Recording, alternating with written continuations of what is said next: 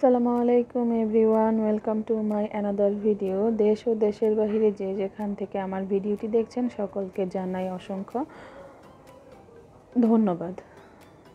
তো আজকে রান্না করব হচ্ছে ডাটা দিয়ে চিংড়ি মাছ। তো প্রথমেই আমি চিংড়ি মাছগুলোকে খুব ভালো করে পরিষ্কার করে নেব, কেটে নেব, একদম কেটে ধুয়ে তারপরে রান্না করব। তো প্রথমেই আমি কাটা দেখাচ্ছি আপনাদেরকে, আমি কিভাবে চিংড়ি মাছ কাটি এবং হচ্ছে কিভাবে সংরক্ষণ করি এবং হচ্ছে অসময়ে যখন বাজার আনে তখন এই মাছের ময়লাগুলো কোথায় রাখি, কিভাবে মানে ঘর পরিষ্কার রাখি, এটাই হচ্ছে কথা। মানে মাছের ময়লা কিন্তু ঘরের ভিতরে থাকলে সময় মতো যদি ময়লা না নেওয়া হয় তাহলে কিন্তু বাসার ভিতরে একটা আষ্টে গন্ধ হয়ে যায়।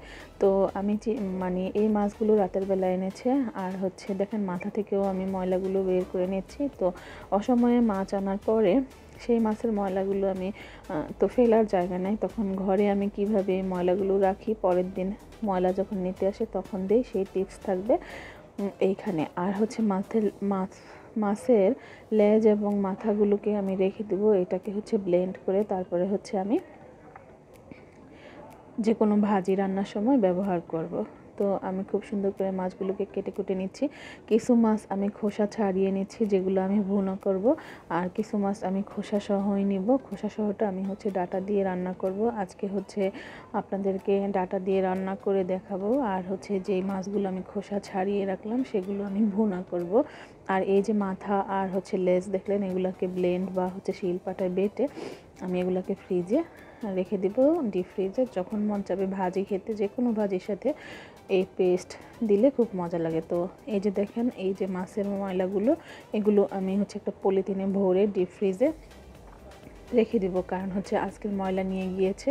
এখন যদি এগুলা আমি বিনের ভিতরে রাখি তাহলে বিনের ভিতরে গন্ধ হয়ে যাবে। তো এই তো আমি ফ্রিজের একটা কোণাতে রেখে দিলাম, কালকে যখন ময়লা আসবে তখন দিয়ে দিব। তো যেহেতু ডাটা দিয়ে রান্না করব চিংড়ি মাছ, তো হচ্ছে ডাটা এরকম টুকরো টুকরো করে কেটে নিয়ে সামান্য লবণ দিয়ে সিদ্ধ বসিয়ে দিয়েছি। এটা হচ্ছে একটা মানে বলক আসা পর্যন্ত আমি অপেক্ষা করব। ডাটাগুলোকে এইভাবে একটা বলক দিয়ে পানি ছেঁকে রান্না করলে ডাটার যে সবুজ ভাবটা সেটা সম্পূর্ণ থাকে এবং ডাটাটা সিদ্ধ হয় খুব সুন্দরভাবে, এবং হচ্ছে ডাটার ভিতরে তেল মশলা সব কিছু খুব সুন্দরভাবে ঢুকে যায়। তো এটা আরেকটা টিপস রইল আপনাদের জন্য, যে ডাটা দিয়ে চিংড়ি মাছ কীভাবে রান্না করলে স্বাদ ঠিক থাকে। তো এই তো দেখেন আমার ফুটে এসেছে ডাটাগুলো। এখন এগুলোকে খুব সুন্দর করে আমি পানি ছেঁকে নেব, একটু নেড়ে চেড়ে নিচ্ছে। তো আপনারা এইভাবে করে দেখতে পারেন, এটা সুন্দর একটা টিপস আপনাদের জন্য। তো আমার একটা ভাপ দেওয়া হয়ে গেছে, আমি পানি ছেঁকে নেব। এখন আরেকটা চুলাতে বসাই দিলাম। এখন হচ্ছে কড়াইতে সামান্য তেল দিয়ে দিয়েছি। আমি একটু তেলের পরিমাণটা বেশি খাই, আপনারা তেল কম খাবেন, তেল স্বাস্থ্যের জন্য কিন্তু অতটা ভালো না। তো তেলটা গরম হওয়া পর্যন্ত অপেক্ষা করব। তেল গরম হলে চুলার আঁচ কিন্তু মিডিয়ামে আসতে, তো আপনারা চাইলে হাই হিটেও করতে পারেন, কোনো সমস্যা নেই। তো দিয়ে দিলাম কিছু পেঁয়াজ কুচি, এখানে বড় সাইজের একটা পেঁয়াজ কুচি করে নিয়েছিলাম। তো পেঁয়াজগুলো একটু নেড়ে চেড়ে নিব। তো পেঁয়াজগুলো নেড়ে চেড়ে একটু নরম হওয়া পর্যন্ত অপেক্ষা করব। আজকের ভিডিওটাও আপনাদের জন্য আনকাট অবস্থাতেই আছে, যাতে আপনারা বুঝতে পারেন যে রান্নাটা আসলে আমি কীভাবে করছি।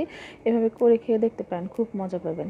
এখন পেঁয়াজটা একটু নরম হয়ে যাওয়ার পরে আমি আদা ও রসুন বাটা দিয়ে দিলাম 1 চামচের মতো, চায়ের চামচের আমি আদা ও রসুন একসাথে মিক্স করে রাখি। তো আমি যেহেতু অনেক দিন থেকে রান্নাবাড়া করি, তো আমার একটা মাপ আছে। তো আপনারা আপনাদের তেল মশলা হচ্ছে আপনারা আপনাদের স্বাদ অনুযায়ী নিয়ে নেবেন। তো এখন হচ্ছে লবণ দিয়ে দিলাম। লবণটা তো 100% আপনার স্বাদ অনুযায়ী দিতে হবে, বেশিও দেওয়া যাবে না, কমও দেওয়া যাবে না। তো লবণ দেওয়ার পরে এখানে আমি দিয়ে দিব হলুদ, মরিচ ও ধনিয়ার গুঁড়া। আমি একটু ঝালটা বেশি খাই তাই আমি বেশি দিয়েছি, আপনারা কম খেলে আপনারা কম দেবেন।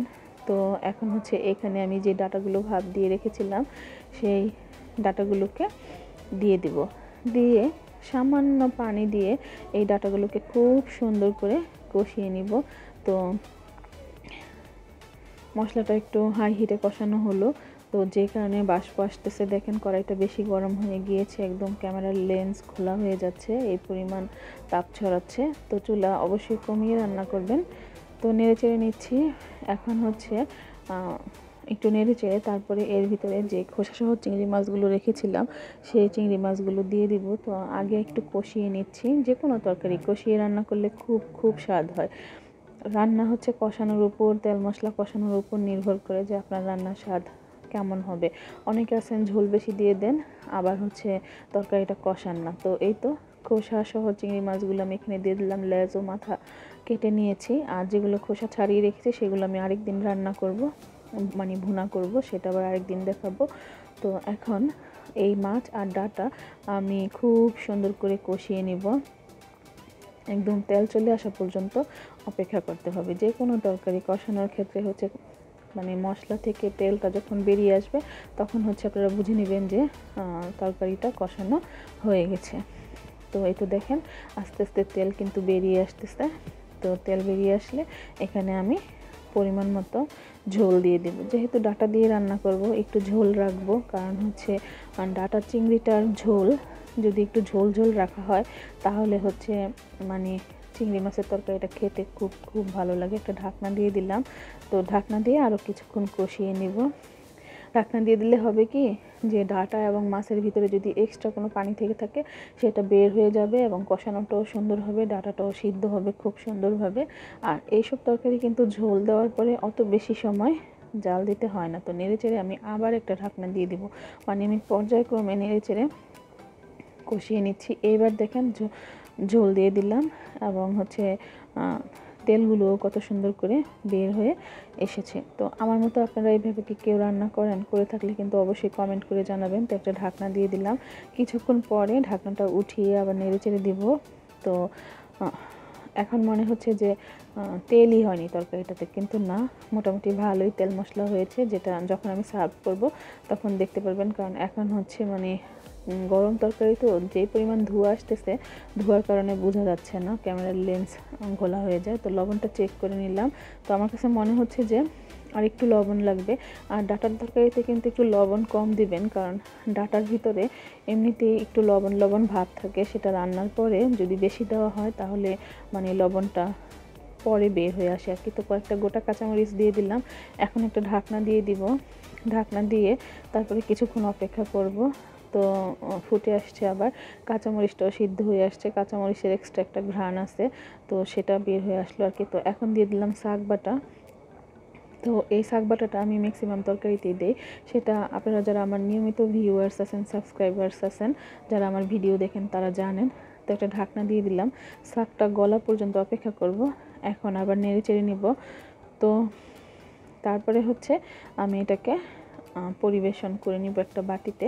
তো আপনারা এইভাবে অবশ্যই অবশ্যই করে খেয়ে দেখবেন। মানে এক বাটি তরকারি হলে কয়েকজন লোক অনায়াসে অনেকগুলো ভাত খেয়ে নিতে পারবে। এইভাবে যদি আপনি ডাঁটা দিয়ে আপনার বাসায় মেহমানও যদি আসে, আপনি যদি রান্না করে দেন, দেখবেন যে ওনারা খুব খুশি হবে এবং হচ্ছে খেয়ে অনেক প্রশংসা করবে। ডাঁটা দিয়ে চিংড়ি মাছের তরকারির কোনো তুলনাই হয় না।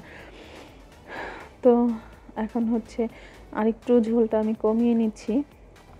তো এই তো ঝোল কমানো শেষ। এখন আমি নামিয়ে একটা বাটিতে পরিবেশন করে নেব। তো দেশ ও দেশের বাহির থেকে যারা এতক্ষণ ধৈর্য সহকারে আমার ভিডিওটি দেখেছেন তাদের সকলকে অসংখ্য অসংখ্য ধন্যবাদ। তো অন্তত 2-3 মিনিট দেখবেন, ভিডিওটা দেখে একটা গঠনমূলক কমেন্ট করবেন। আপনাদের কমেন্ট পেলে ভিডিও বানাতে আসলে ভালো লাগে। আর পরবর্তীতে আপনারা কোন ধরনের রেসিপি চান আমার কাছে, সেটা কিন্তু অবশ্যই কমেন্ট বক্সে জানাতে পারেন যে আপু এই রেসিপিটা দেন। তো আমি কিন্তু ম্যাক্সিমামই ঘরোয়া টাইপ রান্নাবাড়া করি। তো আমার রান্না শেষ। তো ভালো থাকবেন সবাই। আসসালামু আলাইকুম।